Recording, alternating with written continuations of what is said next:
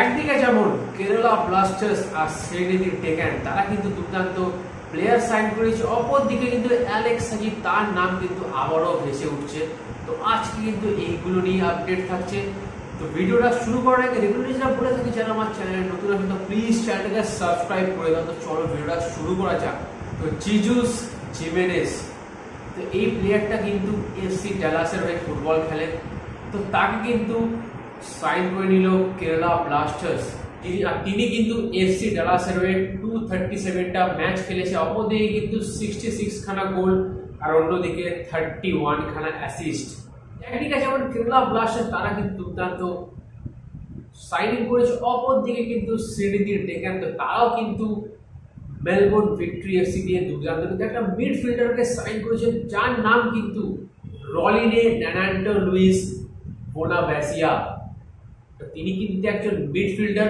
এবার একটু চলে আসি সব থেকে বড় আপডেট, যেটা কিন্তু আপাতত শোনা যাচ্ছে অ্যালেক্স সাজি। তো এই হয়তো তিনি মোহনবাগানে খুব শীঘ্রই আসতে পারে। তাকে কিন্তু একটা অফার দেওয়া হয়েছে, 3 ইয়ার্স অফার তাকে দেওয়া হয়েছে, কারণ মোহনবাগান কিন্তু রাইট ব্যাকের জন্য একটু প্রবলেমে পড়ছে, সেই জন্য কিন্তু এই প্লেয়ারটাকে তার অফার দিয়েছে। বাট এখানে কিন্তু একটা টার্ম অ্যান্ড কন্ডিশন ডিপেন্ড করছে, এখানে কিন্তু হায়দ্রাবাদ এফসি আগেও কি প্লেয়ারটাকে ছাড়বে কিনা, আর তার কারেন্ট মার্কেট ভ্যালু কিন্তু 60 লাখ। আর যদি সব ঠিকঠাক থাকে কিন্তু এই প্লেয়ারটাকে আমরা খুব শীঘ্রই দেখতে পাবো মোহনবাগান সুপার জায়ান্টে। তো এবার থেকে কিন্তু আমরা দেখতে পাবো goal line technology Calcutta football লিগে, যেটা কিন্তু ইউজ করা হবে ক্যালকাটা ফুটবল লিগের সুপার 6 থেকে, যেটা কিন্তু দুর্দান্ত চিন্তা ভাবনা। তো এবার একটু চলে আসি ইন্টারন্যাশনাল ফুটবলের আপডেটস নিয়ে। যারা ইন্টারন্যাশনাল ফুটবল ভালোবাসে তাদের জন্য কিন্তু স্পেশাল একটা আপডেট রয়েছে, কারণ সামনে কিন্তু শুরু হতে চলে চ্যাম্পিয়ন্স লিগ 2024-25 সিজন, আর 17 সেপ্টেম্বরে কিন্তু চ্যাম্পিয়ন্স লিগের প্রথম ম্যাচ হবে।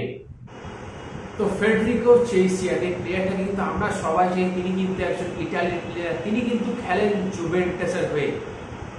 আর তারা কিন্তু অলরেডি লিভারপুল $14 মিলিয়ন সাইন করে নিয়েছে ফ্রম জুভেন্টাস। এটা কিন্তু একটা দুর্দান্ত সাইনিং।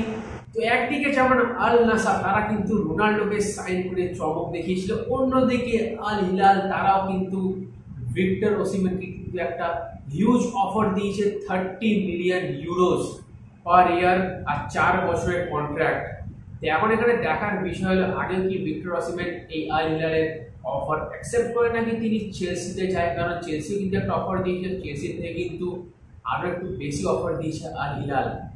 আর এমনিতেও কিন্তু তিনি তার কারেন্ট ক্লাব নেপোলি ছাড়তে চলেছেন। তো কেভিন ট্রিপার তো তিনি কিন্তু মাত্র 33 বছর বয়সে ইন্টারন্যাশনাল ফুটবল থেকে রিটায়ার নিয়ে নিল। তিনি কিন্তু ইন্টারন্যাশনাল ফুটবলে মাত্র 54 খানা ম্যাচ খেলেছেন, আর তিনি কিন্তু 2017 থেকে কিন্তু খেলছেন ইন্টারন্যাশনাল ফুটবল। আর তিনি কিন্তু ইউরো 2024 দুর্দান্ত পারফরমেন্স করেছেন। আর সামনে কিন্তু ইউএফএ নেশনস লিগ, তো তার আগে কিন্তু একটা রিটায়ারমেন্ট তিনি করেছেন। সেখানে কিন্তু ইংল্যান্ডের নিউ কোচ তিনি কিন্তু একটু অসুবিধায় পড়ে গেছেন, কারণ এই কেভিন ট্রিপার তিনি কিন্তু ফুল ব্যাক হিসাবে খেলতে ইংল্যান্ডের টিমে, তো তাকে কিন্তু একটা নতুন এখন ফুল ব্যাক দেখতে হবে। ঠিক আমি তোমাদের যেমন বলছিলাম, নেপোলি কিন্তু ছাড়তে চলেছে ভিক্টর ওসিমেন। তো অপরদিকে কিন্তু নেপোলি 3 ইয়ার্স কন্ট্রাক্টের অফার দিয়েছে রোমেলু লুকাকু, তো তিনি কিন্তু চেলসির হয়ে খেলতেন। তো আজ কিন্তু ভিডিওটা এতটাই। তো till then goodbye, have a nice day, enjoy the beautiful game football.